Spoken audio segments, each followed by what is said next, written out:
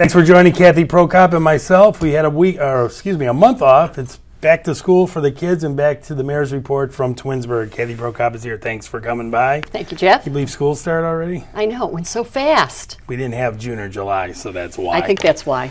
All right, we got a lot to talk about. Let me jump right in. These are projects that have been going on, but they're very big, and they'll be very helpful when it's all said and done. And one is very close to you where you live, and that's Chamberlain Road's sewer project. So where are we going with that? Wow, it's really moving along very quickly, a lot better than we anticipated. There's a lot of rock. I thought so. A lot of rock in that area.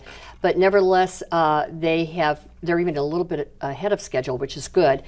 So they're keeping the traffic moving, they're keeping the project under control, keeping it as clean as they can, and it should be done by the end of September. Actually, I've had to cut through there, being footballs around the corner a couple times, and the way they have the traffic going, you don't sit there too long, which is right. good. It's moving, and and that's not a real wide road, so no, it's pretty, it isn't. You're right there. They're doing their work right there in the right of way, and it seems like it's very close to the cars. But again, they're doing great, and the restoration work will be the problem for this year. We'll probably get to that in the spring. Because it'll be too late. It'll be too late. We'll get some of it done, but what kind of? And I'm sure this takes a thick skin, but as I'm driving down there and I see everyone's front, quite a few front yards that are ripped up because of where this thing has to go. Do you get a lot of backlash from that, or do people pretty well understand? It has a whole different look there now, doesn't it? When you're riding down the road, it really has changed the character in that area. But no, we're not getting any at all. Okay. They years ago, when we proposed putting in sanitary sewers, they were not interested in that area. But over the years, a lot of their septics are failing. It's very expensive to replace them. The county does a lot of newer things over there now, too. Absolutely. And then the county does inspections now. You get fined if you're not up true. to code. So we've gotten to the point where those 13 homes, they all wanted their sanitary sewer line, and they're being very cooperative and working through it with us. It does take patience, and it takes a lot of understanding. But again, it moves very smoothly if you're over that way, so I was kind of impressed. Something that was bad also, and this isn't really you, it's more of the county or the state, and that how bumpy Route 91 was. And thank God they've come in there and really done some paving work. Is it done yet? Where are we? Is it curing still, or there's that in-between period? No, we're ready to roll. In fact, they striped it, there's some detail work they're finishing up, but boy, I'll tell you what a difference. It is wonderful riding it. So thank you, ODOT. We appreciate it. We were definitely at the limits of how long we could let these roads go, Route 82 and Route 91, and just in the nick of time. Do you think people don't realize that's, if you're riding down the road, it says, doesn't the mayor riding these roads, how bad they are? Those state roads, you have no control over when they get over. Well, you put on the list. You can put on the list, but you're at the mercy of them as far as when it gets done. Right, and if it's further out than you want the road to go, then you have to pay for it yourself. So I know we limped along for the last couple years, but sometimes you limp along so that road is paid for, which is what happened, and makes a big difference in our budget, so we can do other things. The nice part is that's going to be done. Eventually, you're moving ahead with that roundabout, I'm assuming, down the road. Okay. Yes. And between Macedonia and the work going on Route 82, a lot of that has been redone, and they're going to be wide up to you guys when it's Phase 3 is done for them. Up to Chamberlain, up to Shepherd Road. Right. So our project, though, goes from Post Road now to Glenwood. Okay. So that's the area, if you can avoid it. They're still moving utilities, and we're still doing a lot of prep work over there before we actually get to the road reconstruction. But obviously that's Route 91. That was not repaved because we'll be repaving it as we do our project. And we're mentioning all these big roads. I'm sure your road paving project's been going through this summer, that sort of thing, on a lot of the residential areas. Are you almost done concluding that up, or does that go well into the fall also? Well, we're just about done with those two. One of them that you may have noticed is Twin Hills, that runs between Ravenna Road and Route 82. Right. That was just redone. The Young Explorers School is over there, and it's opening up now, so that's really great that all those roads are finished in that area. So our residential roads, everything is wrapping up for the year. We're buttoning it up. Oh, good. Let's get into some new building, and this is the Maplewood what now? It's the Maplewood Memory Care, and this is on First Route. off, where is it? It's on Route 91. Okay. It's it's a little hard to describe. It's north of Old Mill. So if you know where Old Mill 91 is, it's it's the vacant property north of there. And Mosswood Lane was a small road, and this is all off of Mosswood Lane, a beautiful, beautiful area back there. This is going to be a first-class memory care. There's going to be 4 pods, and they're secured pods for people with dementia, Alzheimer. I've seen the plans for it. I've seen the location, and it's beautiful. You know, and I know Miglerini and Macedonia officials have really added that kind of building into their area the last few years, where a lot of places didn't have this. Are you seeing the need now as the population ages, and a lot of people want to spend their whole life in Twinsburg, and Absolutely. You need things like that? And according to our last census, the older population in Twinsburg is growing more than any other age segment. Right? So it really is. We have lots of nursing homes. We have lots of skilled nursing. We have rehabilitative centers and memory cares, but again, a good need for all of them. And if I think my figure's right, wasn't there well over 100 jobs coming into town once this thing is done, which is, always helps you out. Yes, it does. All right, let's talk about, at one time I remember kind of sadly talking about how much vacancies was in the city as far as buildings and that sort of stuff. And recently, your industrial area, you only have 3% left as far as vacancy right now, and that's a great sign. It is a great sign. We were just amazed when we did our latest survey that we only have a 3% vacancy rate in our industrial properties. So that is tremendous. I mean, the other side of that is that we don't have a lot of space to rent out, but with Cornerstone coming up, it's just amazing what we're accomplishing within our industrial business sector. Now, Cornerstone, FedEx will be open by the end of the year, but Bridgestone is already stocking their stock of tires. So Bridgestone, they're hoping within the next few weeks, in that spec building, they'll be ready to open up. And FedEx is putting in their conveyor belt right now. So that whole area there is going to be humming, I think, by the end of the year. And I think a good example is when they finally put the roads in back there, which they have, because my weekend guy tells me he went already back there, which I don't know why he's nosing around, but the point is the concrete's being built for the streets and that sort of thing. And do you foresee when Bridgestone, FedEx get the doors open, it's going to draw a lot more interest once there's some activity going on over there? Absolutely. And we just received an official job-ready site designation for the back of the property by the railroad tracks. Yeah, right. And the state gave us that designation on the property, which is tremendous, so that we can say it's a job-ready site. The developers can say that. When the commercial real estate people can say it's a job-ready site. It's recognized by the state. And we'll get a lot more coverage, a lot more interest in that property. And that was one of the most attractive parts of it, was it was conducive to rail. It has rail there. Right. So that's really a good place for manufacturing, a more heavy manufacturing than what we have going on this side.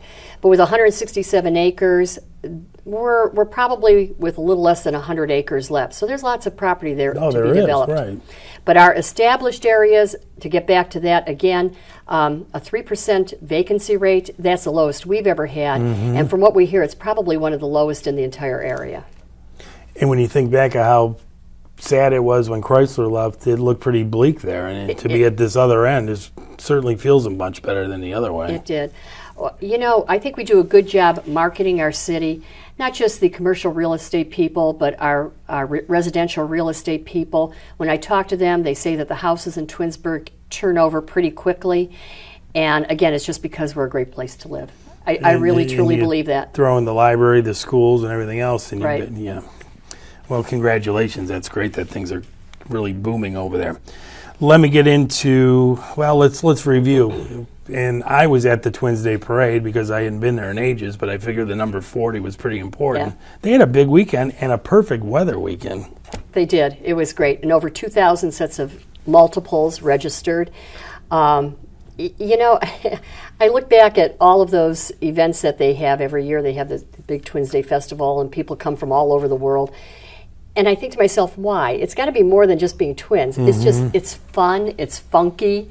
It's just such an unusual, such an unusual theme that it attracts so many people, and it's a great time. And being that it was a landmark 40th, I'm sure they got a few that may not have gone for a while either. But you're right, I saw Japan, Australia, Sweden, I think. Bolivia. You're talking not just down the road Australia, yeah. It's amazing. And you have fun. You get to meet people from different areas, and it's just an amazing, amazing event. Okay.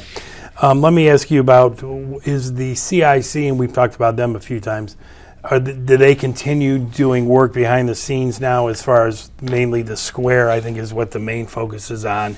And any budging as far as what's happening with this old school or anything? Have you heard anything? I know they're still doing asbestos, maybe? Or has that been done? Asbestos is the next project, the removal from the building. And again, we're still trying to secure money for the asbestos removal. So we're working on that. And that's not cheap either. No, that's an expensive undertaking. The CIC, though, continues to meet. They continue to talk to investment people and developers and the property owners, trying to put together a viable project for the redevelopment of the square. And we're all hopeful that someday it'll happen, but it's a big job.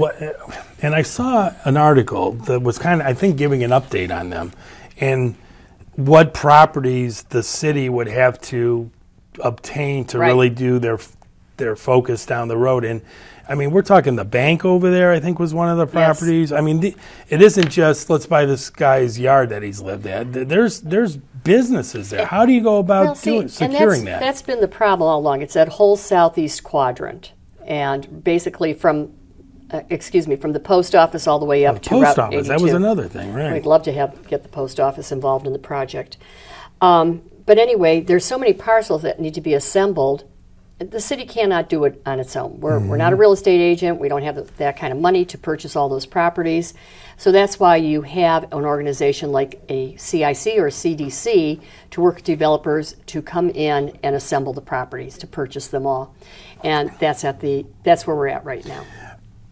I'm a little confused though. What happens? Do you ask the U.S. Post Office to build elsewhere and buy that property, or do you ask this bank, could you put another branch up, or how does it work when you want to secure those properties? Well, any of those things could happen. I mean, we have met with the post office, and they're not very receptive to moving that building or selling that property. And really, I think that the post office building is so large, it's not kept up very well. I get complaints all the time about that post office property.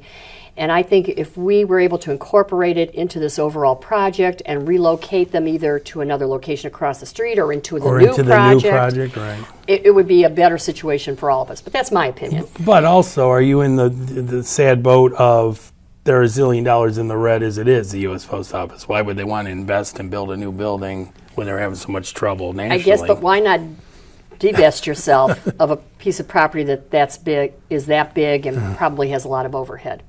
But again, my opinion. Right. But yes, as far as the bank, that would be an ideal thing, is that if the bank would relocate into the new project. So it'll take years. There's lots of discussion. There's lots of negotiations that have to take place. But those are all scenarios of what could happen. But this is what you have to do leading up to those years when they do make those decisions. This is what takes so long. This is what takes so long, and that's why you have to have an organization dedicated to making it happen, because otherwise it's not going to happen. Each parcel will sell off to somebody, and you'll have individually, right? And you'll have a disjointed. You won't have a project. You'll have just redevelopment. This, and this, yeah, checkered. Have the CIC got over that initial complaint that they were kind of a secret group behind the scenes? I know you've involved much more of the public now, which I got to assume helps you out. It does, and the website is up. I believe everybody's aware that the meetings are open to the public. In fact, we're putting together a brochure that will go out to the households so they have a complete understanding of what a CIC is. That's probably a good idea. Yeah, I think we're going to try to communicate as much as we can. All right, let's take our break. Time to look at the meetings for September in Twinsburg, and then Kathy and I will be right back.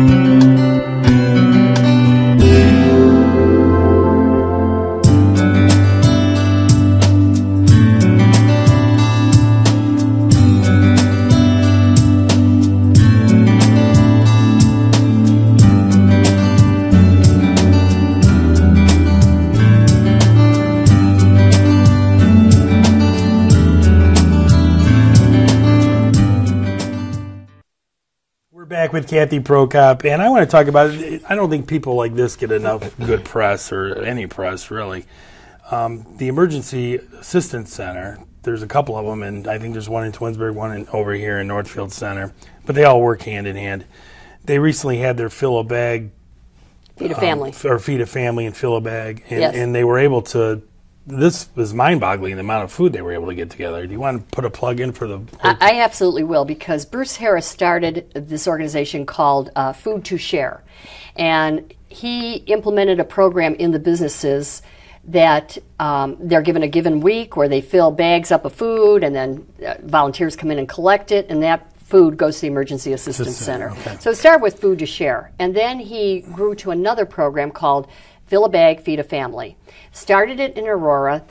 They did it, I think, earlier in the year. Yeah, they did. And we did it just a couple months ago in the city of Twinsburg at the end of June. And we collected over 24,000 pounds of food. It was an incredible week. The amount of volunteers, I was just amazed. There were over 300 or 400 volunteers. And I got to think, the Emergency Assistance Centers, when the kids are off of school and they're not eating at school, the people that need the food is in the summer, and that's when probably the supply goes down. So it's a perfect time to restock their shelves. Absolutely right. The pantries, the food pantries, really have high demand during the summer seasons. So we were amazed at how our community stepped up and not only volunteered but donated food. A local company volunteered or donated their warehouse for 3 months to stock the food, so that as supplies are needed at the Emergency Assistance Center, they have a location to take them from. It was just incredible. So thank you to our community, to the volunteers, and thank you to Bruce Harris for getting this idea. A lot of times people don't hear about things like that. I know they don't. So it's good to get that out. All right, talk to me about this. Showed my age. I was shocked when you said your fitness center is 17 years old. I about fell over when you said that.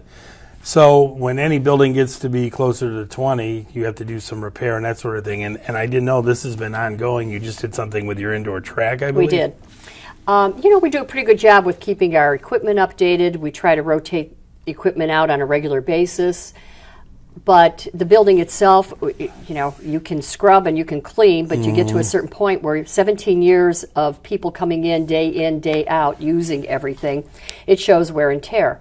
So I'm a big proponent on maintenance and maintenance items being replaced constantly. So this year they did the running track, and the running track has been all redone. So next year they'd like to put new floors into the court areas. We're looking at the locker rooms being redone. Everything needs to be updated. The building is the building. The building looks great. It can be there for 50 years, but if you don't take care of the inside, people will stop coming. And we have over 7,000 members now. People love the building. They love the equipment, the programming, but we need to step it up a little bit. So we have a lot of capital items in the budget for the fitness center, and I'm hoping council will approve it. But I think that they have the same. Well, and I think a good example, if you're happy with the fitness center you're attending and paying for, you'll keep coming back year after year. And I know a lot of places the numbers don't stay at 7,000, because of the fact that it starts running down and that sort of thing. And you've been able to maintain that. So this is kind of getting ahead on the curve to make sure you don't lose any of the existing ones and hopefully gain some when you add new programs. It makes a difference. Just like our outdoor pool. Our outdoor pool was built in 1993. It's 22 years old. And this year we replaced the entire, it was a cement bottom, but we came up with, after some investigation and looking at other pools, there's this liner, and we put a new liner into the pool. We put it into the locker rooms, redid the slide, we redid the decks. Everything looks beautiful. We have new sunshades. We have the solar panels. Yeah, to go there, you would think it's new. You would think it's a new pool. It looks so great. But if you're going to invest in that kind of asset, you need to invest in keeping it up and keeping people coming back. So. Well, when we're talking recreation, that sort of thing, update us on the golf area as far as, are we still working towards that clubhouse? Good question. We are. We're in phase 2 of the course improvements. I just talked to Brian Menard this morning about the driving range. He said the driving range is packed. We have that new great big driving range, the putting green, lots of different improvements on the first 9 holes. So now we're working on hole 10. We're doing tee boxes. the irrigation system on holes 10 through 18. So the course improvements are underway, but so is the clubhouse. The clubhouse is going to be presented to council. They just went before Planning Commission. They just went before ARB. They're going to council tomorrow evening. And council will look at that clubhouse, make some decisions on if they want to go ahead and bond it, find the financing for it. You know, and just the few that I've talked to sound like they're pretty much on board for this. And it is the way to go as far as maybe making some money, you know, because it is subsidized a lot, I suppose. Yes. But you get banquets and wedding receptions and golf outings and that sort of thing. Eventually, that brings some nice income in for it, too. It will. The banquet center, the hall, is proposed to hold about 220 people. Good size. And then you have a restaurant, which will be open all year long, the pro shop, a snack bar. We get requests all the time, even for business spaces, for locations for people to hold business meetings or seminars, and this would be a place that could be done also. So that is in the pike as far as being discussed by the council real soon. Absolutely. The site plan, the elevations for the clubhouse, the interior of the clubhouse, that's all ready to go to council. And this just popped in my head, don't ask why, it's stupid. Going back to the rec center, is that sandwich shop doing well? I think so. I haven't had a report on it lately, but I don't hear anything. But I know they made the change, and that's why I never asked you since then. Yeah, I think they're doing pretty well because Derek was just talking today about adding some additional tables. So I think if you're adding more seats, it probably means it's doing well. Speaking of Derek, he wound up yet another successful Rock the Park season recently. Ended with the biggest concert of the year. Oh, is that right? Yeah. I mean, Bon Jovi group? It was Bon Jovi and Journey cover bands. Okay. And it was a beautiful evening. He said... I wasn't able to attend that night, and I go to most of them. But anyway, he said the place was just packed. It was rocking. It was a beautiful evening. And, again, the biggest one of the... And while we're on the subject of that, I wanted to mention, again, going back to that Cost of Freedom, a lot of the favorite weekend deal as far as that goes was that Pops concert. A lot of feedback that I saw online was people raving about the Cleveland Pops Orchestra that you had, too. What an opportunity. I mean, there's so many people that have not been able to experience the Cleveland Pops, and to bring it to your community. And we brought a busload of veterans from the VA hospital. Mm-hmm. They sat in the first couple rows right in front of the Pops at the concert. It was an incredible experience. Something that will probably continue again next year, I'm assuming, because it's so successful now. We do have this was our third year with the Cleveland Pops. Right. And they love the venue. I'm just talking Rock the Park. Oh, Rock the Park, yeah, absolutely. Definitely. Okay. Tell me about the Cleveland Clinic. Just opened something recently, too, that was on the board from the minute they said they were going to move in there. They opened a 1.5-mile Rasinger Community Trail. And the Rasinger family, of course, were the big benefactors for the trail. It's a beautiful trail. The Cleveland Clinic, they believe in healthy lifestyles, whether it's through healthy eating, through exercise, and for them to install this hiking path on their property, invite the community in. Is that for both staff and rehab for people that need to get out and walk around? Is it open to both? It's open to them, and it's open to anybody who wants to go and walk that trail. So even if you wanted to go there, you can go there. And you can too. We'll have to walk someday. But you just go up and park your car, like on the far side of the parking lot, and access the trail. That was a huge selling point, though. I remember when they came in and said they were going to do that. I remember that being at like the top of their list of things they wanted to get done over there. And again, they had to find the right people to help fund it for them, and they got lots of benefactors. Take long. And they did it. Okay. Tell me about this aquatics team of yours, because I understand they're pretty amazing. This is the second time they've done this recently, and they took the states for the competition in life saving.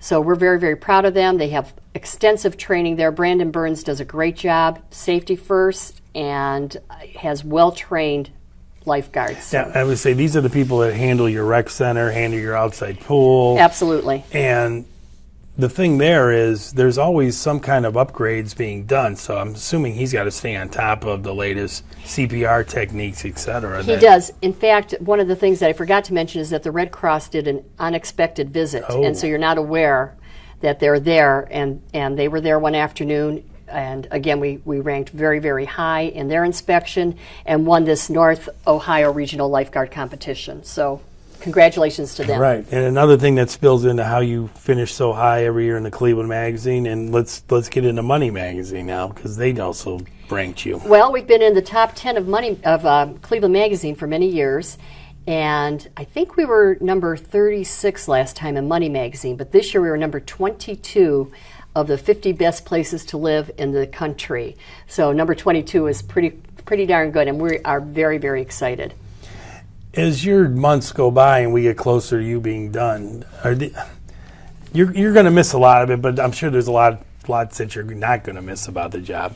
However, watching the city grow and get all the kinds of these accolades along the way, and I know you're very modest, you don't take credit for all this, but it's got to be very self-satisfactory knowing I have a great aquatics team if you were to have an issue at our pool. We have a great library. It's ranked number 1. You have so many different things on top of the obvious, very safe city, very good schools. It's very impressive that it's good. It would be a good time to leave because, you're really at a spot where everything's doing well. I'm very, very proud of the community. When I saw that ranking in Money Magazine, I was just delighted. Mm-hmm. The first thing they mentioned, of course, is education, because as your schools go, your cities go. Yeah. And we have a first-rate education system in the Twinsburg City School District. One of the things that they mentioned are the activities, the accessibility to things like hiking trails. Yeah. Every one of our residential areas can access a hiking or a biking trail or a park system.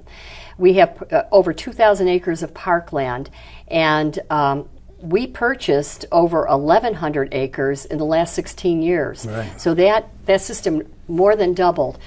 We're very proud of the senior programming. We transfer. That's huge, because there's not a lot of cities that go out and purchase the vehicle to take these people around and make sure that they have things going on.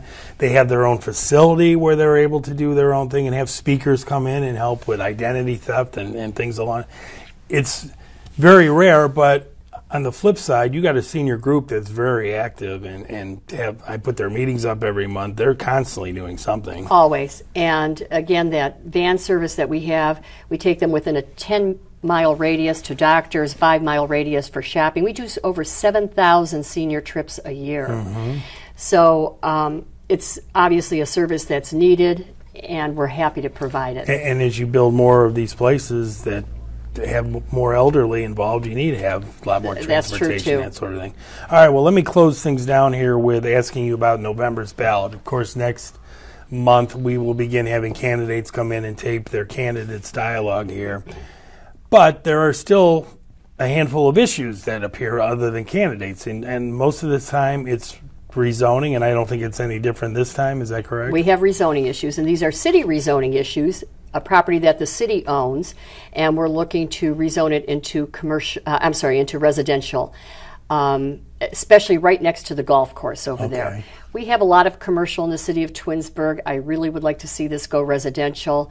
It would mirror the condominiums that are already built around the golf course. So I think it would mesh really, really well in that area. And with a new clubhouse and a restaurant, it could be a great place to live. Yeah, exactly. And of course, being that it's still a little early, we don't know the numbers of those issues, but next month when I have you on, since you won't be rerunning, we will have those numbers for you at home. Thanks for coming by. Thanks. We are done for another month. Please join us in October as Kathy returns.